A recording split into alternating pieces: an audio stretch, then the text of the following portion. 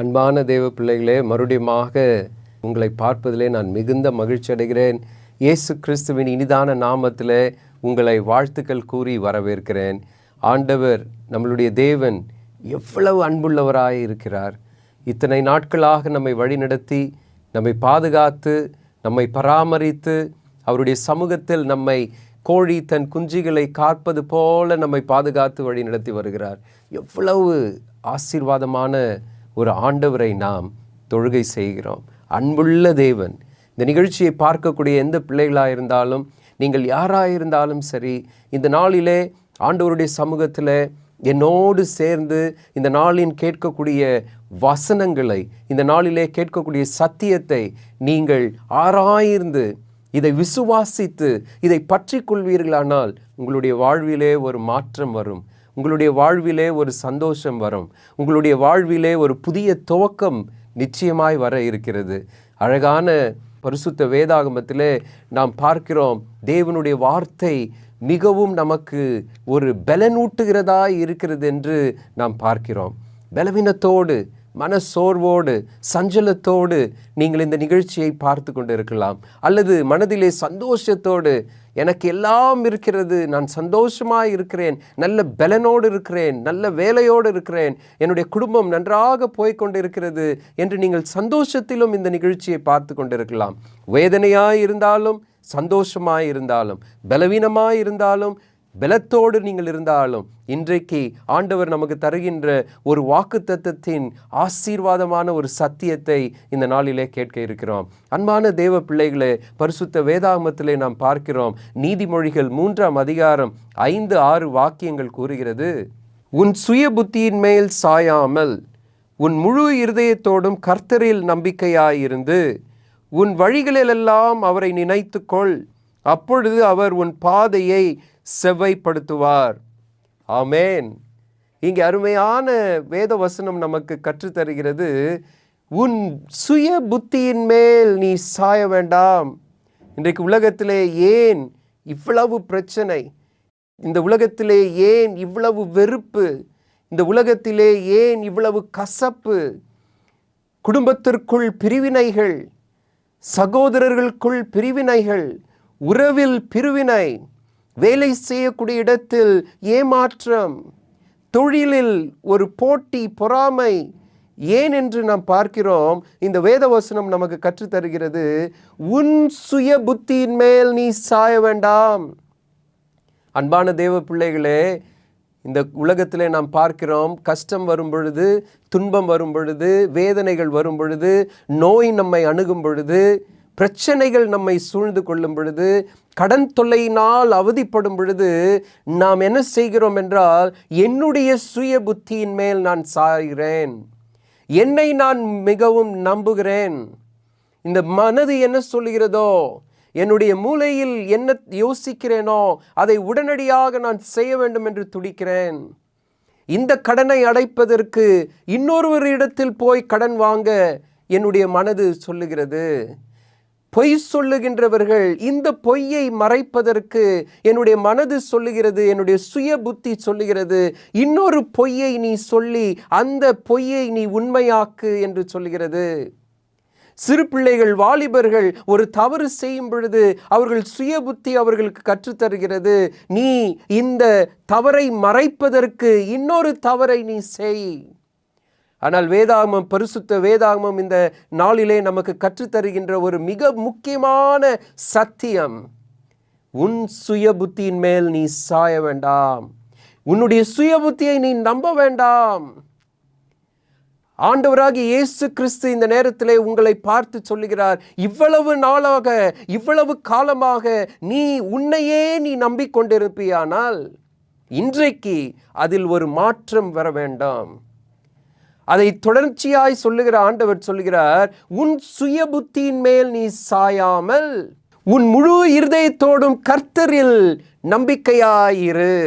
இதை புரிந்து கொள்ள வேண்டும் என்றால், இந்த வசனத்தை சுலபமாய் விளங்கி கொள்ள வேண்டும் என்றால், ஆண்டவர் சொல்லுகிறார், நீ உன்னை நம்ப வேண்டாம், கர்த்தராகி ஆண்டவரை நீ நம்பு. ஒரு வேதனை வரும் பொழுது, ஒரு பிரச்சனை வரும் பொழுது, கஷ்டமான சூழ்நிலை வரும் பொழுது ஆண்டவர் உங்களை பார்த்து சொல்லுகிறார், மகனே மகளே, நீ உன்னை நம்பாதே.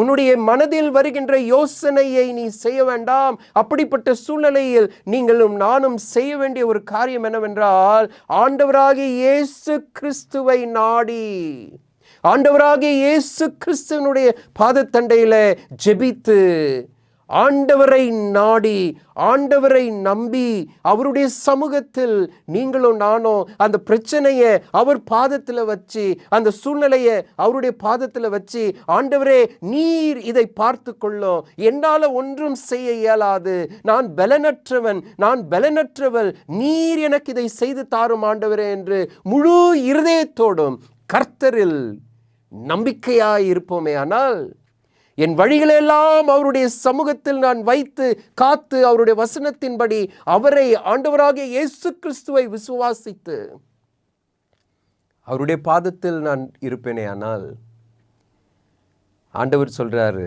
உன் வழிகளெல்லாம் அவரை நினைத்துக்கொள், அப்பொழுது அவர் உன் பாதையை செவைப்படுத்துவார். உன் வழிகளெல்லாம் அவரை நினைத்துக்கொள், அப்பொழுது அவர் உன் பாதையை செவ்வைப்படுத்துவார். கோணலாய் போதா வாழ்க்கை? பிரச்சனையோடு போதா?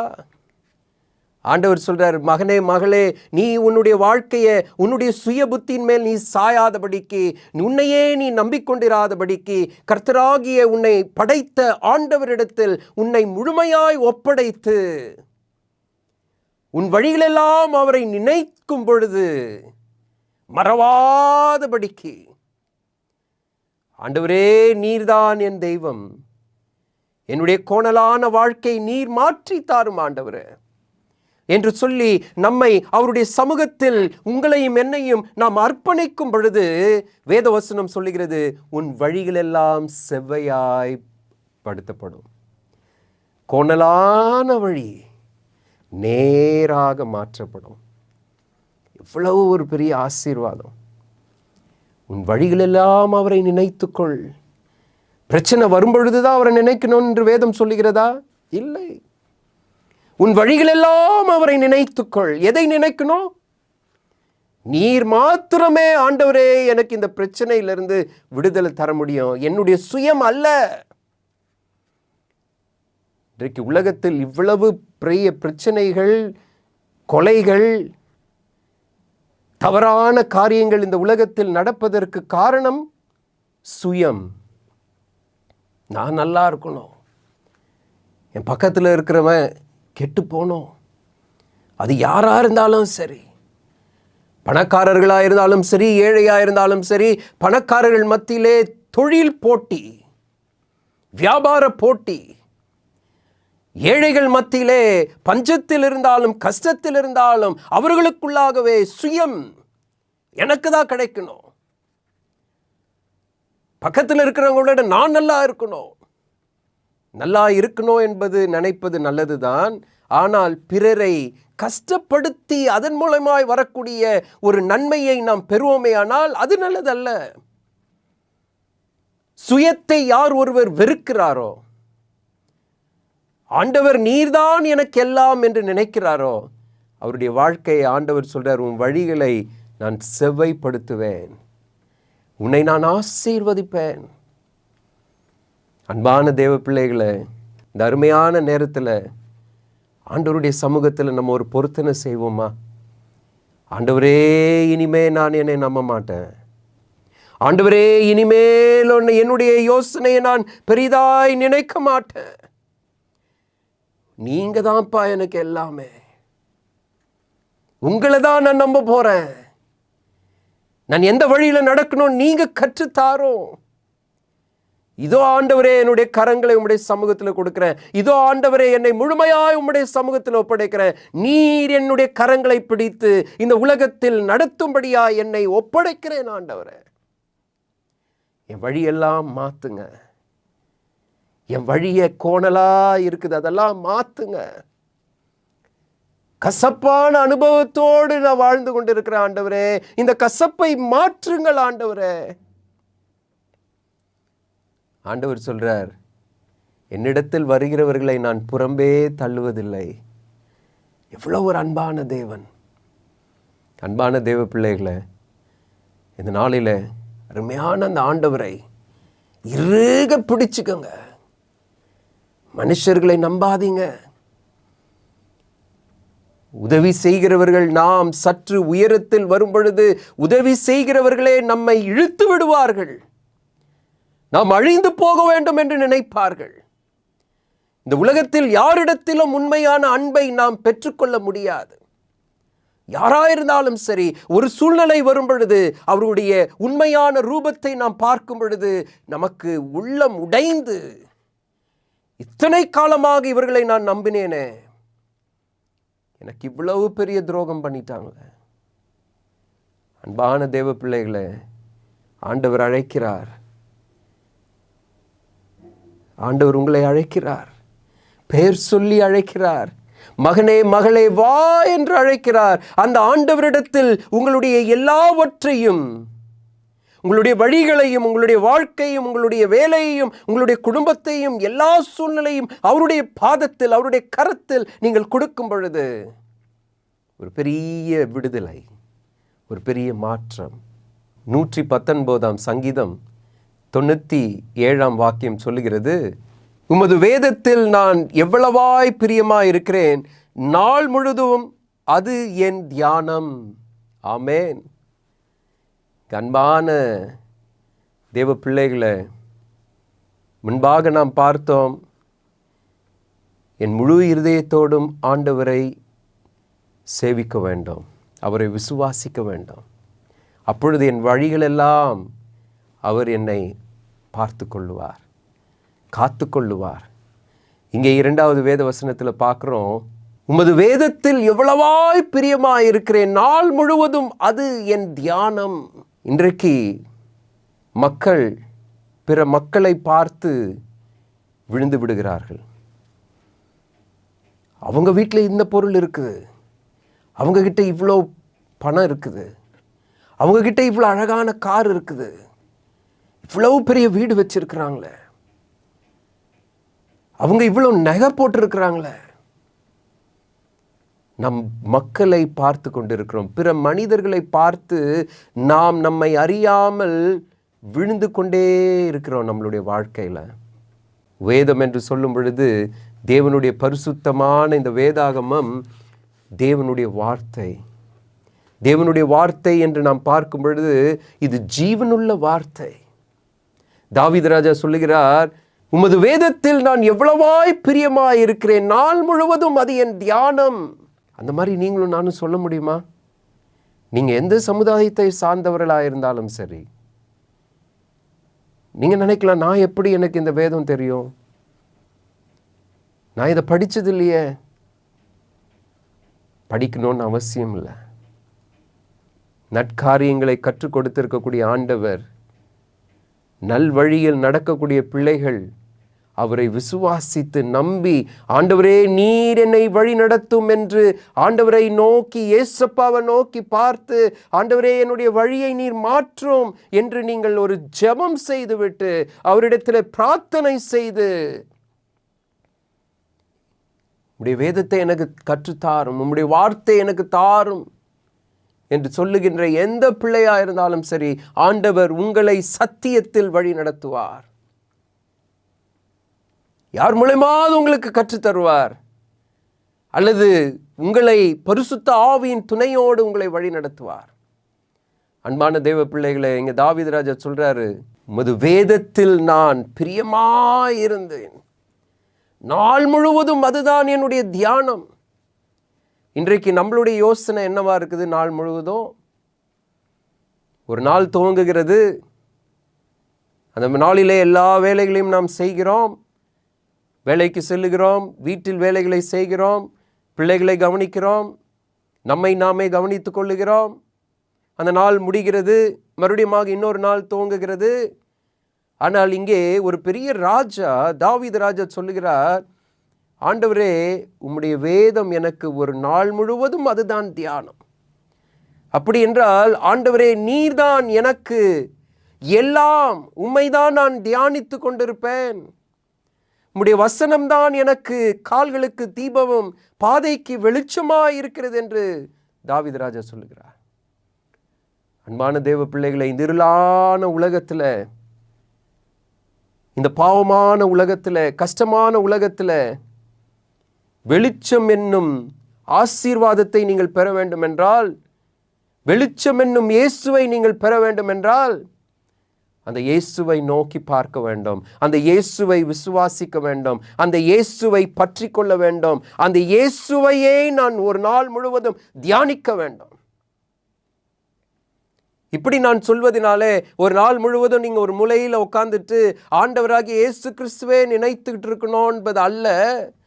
நீங்கள் செய்ய வேண்டிய வேலைகள் எதுவாக இருந்தாலும் அதோடு கூட உங்களுக்கு ஒரு நினைப்பு இருக்கணும், என்னை ஆண்டவராகிய இயேசு கிறிஸ்து பார்த்து கொண்டிருக்கிறார், என்னை ஆண்டவராகிய இயேசு கிறிஸ்து வழி நடத்தி கொண்டிருக்கிறார், என்னை ஆண்டவராகிய இயேசு கிறிஸ்து பாதுகாத்து கொண்டிருக்கிறார், என்னை ஆண்டவராகிய இயேசு கிறிஸ்து பலப்படுத்தி இருக்கிறார், என்னை ஆண்டவராகிய இயேசு கிறிஸ்து எனக்கு வரக்கூடிய துயரமான காரியங்கள், கஷ்டமான சூழ்நிலைகள், ஆபத்துகள், விபத்திலிருந்து என்னை பாதுகாத்து கொண்டிருக்கிறார் என்ற தியானம் எனக்குள்ளாய் இருக்க வேண்டும் என்பதை தான் இங்கே தாவீது ராஜா அழகாக சொல்லுகிறார். நாள் முழுவதும் நம்ம இந்த ஆண்டவராகிய இயேசு கிறிஸ்துவை தியானித்துக் கொண்டிருப்போமே ஆனால், அவருடைய அன்பிலே மூழ்கி கொண்டிருப்போமே ஆனால், அவருடைய ஆசீர்வாதத்தினை நாம் உற்று பார்த்து கொண்டு பெற்றுக்கொண்டு இருப்போமே ஆனால், பிறரை நாம் போய் அவங்க என்ன செய்கிறாங்க, இவங்க என்ன செஞ்சிட்டு இருக்கிறாங்க, இவங்களை எப்படி கவிழ்க்கலாம், அவங்க எப்படி மேலே வராமல் பார்க்கலாம் என்ற தியானம் என்னுடைய உள்ளத்தில் இருக்காது. உலக பிரகாரமான தியானம் எனக்குள் வராது. பரிசுத்த தியானத்தை ஆண்டவர் தருவார். பிறருக்கு நன்மை செய்யக்கூடிய தியானத்தை எனக்கு தருவார். பிறருக்கு ஒரு நல்ல சாட்சி உள்ள நல் வாழ்வை எனக்கு ஆண்டவர் தருவார். இருக்கக்கூடிய கஷ்டங்களை போக்கும்படியான வழிகளை எனக்கு போதிப்பார். நாள் முழுவதும் அவரை நான் தியானிக்கும் பொழுது அவர் பேசுகின்ற அந்த மெல்லிய சத்தம் அப்பொழுதுதான் என்னுடைய செவிகளில் கேட்கும். நிறைய பேர் இந்த அருமையான நிகழ்ச்சிகளை பார்த்து விட்டு ஜெபத்திற்கு அழைக்கிறார்கள். ஐயா, எங்களுடைய வீட்டில் மிகுந்த கஷ்டம் இருக்குது, இதிலிருந்து எப்படி வெளியே வரணும்னு தெரியல, அழுகையோடு. ஐயா, என்னிடத்துல ஒரு பெரிய பலவீனம் இருக்கிறது, என் வீட்டில் பெரிய கடன் தொல்லை இருக்குது, சிறிய வருமானம் இல்லை, பிள்ளைங்களுக்கு படிப்பு கொடுக்க முடியல, ஃபீஸ் கட்ட முடியல, கடன் தொல்லையினால் அவதிப்பட்டு கொண்டு இருக்கிறேன் ஐயா. எத்தனையோ இப்படிப்பட்டதான அழைப்புகள் எங்களுக்கு வந்து கொண்டு இருக்கிறது. அவர்களுக்கெல்லாம் நாங்கள் சொல்லிக் கொடுக்கக்கூடிய ஒரு காரியம், நீங்கள் கவலைப்படாதீர்கள், ஆண்டவர் உங்களோடு இருக்கிறார். ஆண்டவரை நோக்கி பாருங்கள், அவரை தியானியுங்கள், அவரை விசுவாசியுங்கள், உங்கள் வழிகளெல்லாம் அவரை நினைத்துக் கொள்ளுங்கள். அப்பொழுது அவர்கள் உங்களுடைய பாதையை செவ்வைப்படுத்துவார் என்று கற்றுக் கொடுத்தவுடன் பிள்ளைகள் அதை செய்யும் பொழுது அவர்கள் சொல்லுகின்ற சாட்சிகள் வியக்கக்கூடிய சாட்சிகளாக இருக்கிறது. அற்புதங்கள், அடையாளங்களை ஆண்டவர் செய்து கொண்டிருக்கிறார். 2-3 மாதங்கள் கழித்து அவர்கள் அழைத்து எங்களை மறுபடியும் அவர்கள் சொல்லுகின்ற காரியம் என்னவென்றால், ஆண்டவர் எங்களுடைய ஜெபத்தை கேட்டார் ஐயா, இப்பொழுது இந்த விடுதலையை ஆண்டவர் எங்களுக்கு கொடுத்திருக்கிறார், நாங்கள் அந்த கஷ்டத்திலிருந்து வெளியே வந்து விட்டோம், எங்களுடைய குடும்பம் சந்தோஷமா இருக்குது, எங்களுடைய பாதையை செவ்வையாக்கி இருக்கிறார். அப்படிப்பட்ட ஆசீர்வாதம் உங்களுக்கு இந்த நாளில் வேணுமா? அன்பான தேவ பிள்ளைகளை, உங்களுடைய வழியெல்லாம் ஆண்டவரிடத்தை கொடுங்க, உங்கள் வாழ்க்கையை ஆண்டவர்கிட்ட கொடுங்க, அவரை நினைங்க. ஒவ்வொரு நிமிஷமும் உயிருள்ள ஆண்டவரை நினையுங்கள். இயேசு கிறிஸ்து என்னும் ஆண்டவர் தான் நமக்காக வந்து மரித்து உயிர்த்து இன்னும் நமக்காய் பரிந்து பேசிக்கொண்டிருக்கிறார். என்னுடைய மகன், என்னுடைய மகள் கஷ்டத்தில் இருக்கிறார்களே, அவர்களை விடுதலையாக்க வேண்டுமே, அவர்கள் அழைத்த மாத்திரத்திலே ஓடோடி வந்து காப்பாற்றுகின்ற ஒரே தேவன் ஆண்டவராகிய இயேசு கிறிஸ்து. எனக்கு அன்பான தேவ பிள்ளைகளை, அதை தான் தாவீது ராஜா அழகாக சொல்லுகிறார். உம்மை நான் என் வழியெல்லாம் நினைக்கிறேன் ஆண்டவரே, நீர் என்னுடைய பாதையை செவ்வையாக்குகிறீர். நீர் என்னுடைய இக்கட்டிலிருந்து என்னை காப்பாற்றுகிறீர். நீர் எனக்கு வரக்கூடிய துன்பங்களை முன்பாகவே அறிந்த தேவனாய் இருப்பதினால் என்னுடைய இக்கட்டான வாழ்க்கையை, அந்த குறுகலான பாதையை நீர் செவ்வையாய் மாற்றி விடுகிறீர். ஆமென். அப்படிப்பட்டதான தேவன் இருக்கும் பொழுது அன்பான தேவ பிள்ளைகளை, நீங்கள் ஏன் கவலை கொள்ள வேண்டாம்? இன்னும் நீங்கள் ஏன் மனதுக்குள் சஞ்சலத்தை வைத்துக்கொண்டு நீங்கள் இன்னும் ஏன் நீங்களாகவே பிரயாசப்பட்டு கொண்டிருக்க வேண்டும்? அல்லது வேறு மனிதர்களை நம்பி நீங்கள் ஏன் மற்ற காரியங்களை செய்ய வேண்டும்? உங்களுடைய கஷ்டம் நீங்கன்னா ஒரே வழி, ஏசப்பாவை நம்புங்க. உங்களுடைய சூழ்நிலை மாறணும்னா ஏசப்பாவை நம்புங்க. இந்த அருமையான நேரத்தில் நீங்கள் யோசித்து எடுக்க வேண்டிய ஒரு தீர்மானம் என்னவென்றால், இனிமேலும் நான் மனிதர்களை நம்ப போவதில்லை. உயிருள்ள பரிசுத்த ஆண்டவராகிய இயேசு கிறிஸ்துவை தான் நான் நம்ப போகிறேன். ஆமென். அப்படிப்பட்டதான வாழ்க்கை உங்களுடைய வாழ்க்கையாய் மாறுமே. ஆனால் நீங்கள் நிச்சயமாய் இப்பொழுது இருக்கக்கூடிய இந்த இக்கட்டான சூழ்நிலைகள் மாறி நீங்கள் ஆண்டவரை துதிக்க போறீங்க, நன்றி சொல்ல போறீங்க. உண்மையாகவே இந்த இயேசு என் வாழ்க்கையை மாற்றிட்டார், உண்மையாகவே இந்த இயேசு என்னுடைய கஷ்டத்தை போக்கிவிட்டார் என்று அந்த ஆண்டவரை பார்த்து துதிக்க போறீங்க. அன்பான தேவ பிள்ளைகளை, மறந்து விடாதீர்கள். இன்றைக்கு நாம் படித்த அந்த பாடத்தை, ஆண்டவராகிய இயேசு கிறிஸ்துவினிடத்தில் எங்களை முழுமையாய் ஒப்படைக்கிறேன் ஆண்டவரே என்று நீங்கள் ஒரு பொருத்தனை செய்து, என்னுடைய கோணலான வழிகளை நீர் மாற்றித்தாரும். ஆனால் நான் என்ன செய்ய வேண்டும்? என் முழு இருதயத்தோடு ஆண்டவரிடத்தில் காத்திருக்க வேண்டும். அவரிடத்தில் என்னை ஒப்படைக்க வேண்டும். என்னுடைய சுய புத்தியை நான் சாயக்கூடாது. இனிமே நம்பவே கூடாது, மனுஷனை நம்பவே கூடாது. ஆண்டவராகிய இயேசு கிறிஸ்துவை நம்பி பாருங்க. உங்கள் வாழ்க்கையில் ஒரு புதிய துவக்கம், ஒரு புதிய ஆசீர்வாதம் ஆண்டவர் நிச்சயமாய் தருவார்.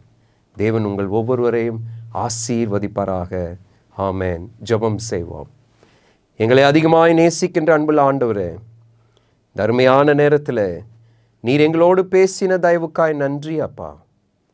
இந்த அருமையான நேரத்திலும் எங்களை உம்முடைய சமூகத்தில் ஒப்படைக்கிறோம். நீர் எங்களை எடுத்து பயன்படுத்தும். எங்களுடைய குறுகலான வழிகள் ஆண்டவரே, எங்களுடைய கல்லு மேடு முள்ளான வழிகளை நீர் மாற்றி செவையாய் மாற்றி தாரும் ஆண்டவரே. நீர் அதை செய்ய போகிற தயவுக்காய் நன்றி. எங்களுக்கு ஒரு விடுதலையை தரப்போகிற தயவுக்காய் நன்றி ஆண்டவரே. எங்களை முற்றிலுமாய் உம்முடைய சமூகத்திலே ஒப்படைக்கிறோம். இப்பொழுதும் இந்த நிகழ்ச்சியை பார்த்த ஒவ்வொரு பிள்ளைகளையும் நீர் ஆசீர்வதிப்பீராக. எங்களுடைய ஜெபங்களை கேட்ட தயவுக்காய் நன்றி அப்பா. இயேசுவின் மூலம் ஜெபிக்கிறோம் நல்ல பிதாவே. ஆமென், ஆமென், ஆமென்.